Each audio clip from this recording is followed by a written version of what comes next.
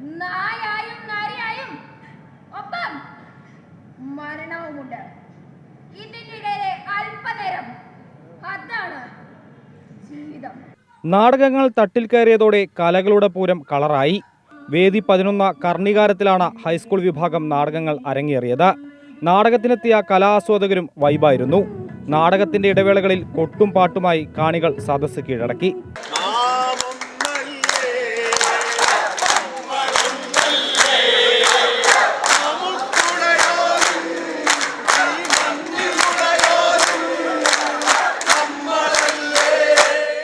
നാടകങ്ങൾ ഓരോന്നായി തുടങ്ങിയതോടെ കുരുന്നുകളുടെ പ്രകടനം വേദിയും കീഴടക്കി. കലോത്സവത്തിലെ പ്രധാന മത്സരങ്ങളിലൊന്നാണ് നാടകം. നിരവധി അഭിനേതാക്കളെ വാർത്തെടുക്കുന്ന ഇടമാണ് കലോത്സവങ്ങളിലെ നാടകവേദികൾ. ഭാവിയിലെ സൂപ്പർ സ്റ്റാറുകളാണ് ഈ കുരുന്നുകളിൽ പലരും.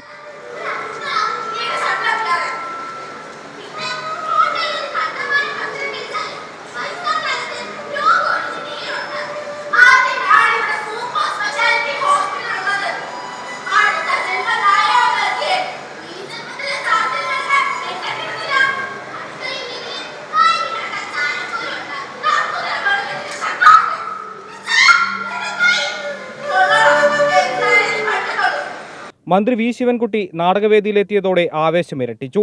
വേദിയിലിരുന്ന് നാടകം കണ്ട കുട്ടികളെ പ്രശംസിച്ചാണ് മന്ത്രി മടങ്ങിയത്. അമൃത ന്യൂസ്, തൃശൂർ.